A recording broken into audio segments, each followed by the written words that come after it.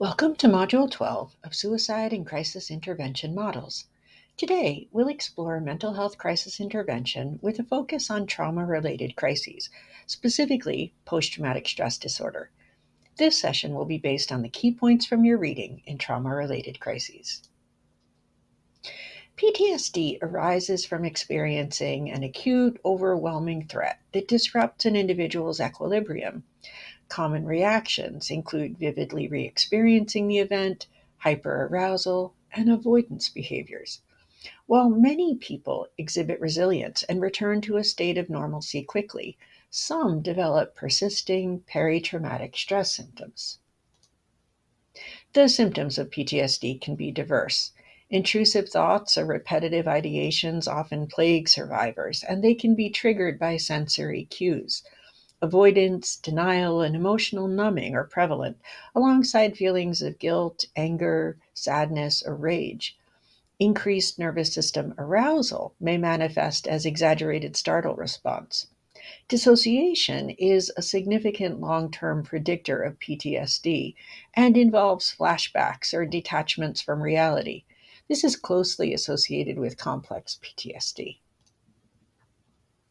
About 20% of people experience traumatic experiences that may lead to PTSD, with higher rates among teenagers, high risk occupation workers, severe burn victims, sexual assault survivors, refugees, and combat veterans. Even those with excellent coping skills and robust social support systems can suffer from the residual impacts of trauma. The type of trauma also matters. Natural disasters with many survivors tend to have different effects, and they typically result in reduced psychological impacts compared to people with individualized traumatic incidents or human caused incidents. Trauma is unofficially categorized into type 1 and type 2. Type 1 involves sudden, distinct traumatic experiences, while type 2, or complex PTSD, stems from repeated traumatic events. Complex PTSD is characterized by somatization, such as physical symptoms, dissociation, such as flashbacks, and affect dysregulation, including issues with impulse control, attention, perception, and problems in relationships. Now, I say complex PTSD is unofficial because it hasn't yet been formally categorized or differentiated from PTSD in the DSM. However, it seems likely that it will be added as a subtype of PTSD in the future. PTSD can lead to severe maladaptive patterns. These can include a death imprint, where individuals have a clear vision of their own mortality, and survivor's guilt, where they feel guilty for surviving or not having done more to save others during the traumatic event. Desensitization can cause conflicting emotions, leading to hostile or depressive states. Estrangement may involve feeling disconnected from current and future relationships. And emotional enmeshment indicates a struggle to process and progress emotionally. Assessing PTSD in adults involves structured interviews, self reports, and empirically derived scales. Recovery typically progresses through distinct phases: emergency and outcry, emotional numbing and denial, intrusive or repetitive thoughts, reflective and transition stages, and finally, integration. The triphasic model of trauma treatment includes establishing safety and stabilization, remembrance and mourning, and reconnecting with ordinary life. You can read more about that in Judith Herman's excellent book called Trauma and Recovery. It was one of the first traumatology texts and remains one of the best. Initiating treatment can be challenging as survivors may resist early intervention. Don't push the person to disclose their story before they're ready. Whatever the nature of the client's traumatic event, no doubt it held what's common in all traumatic experiences, which is the loss of control.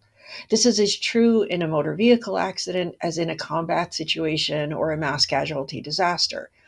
Therefore, control over the survivor's narrative, what they tell, when they tell, to whom they tell, is vital. Assure the client that they're in control of their own story and don't push or cajole them to disclose before they're ready.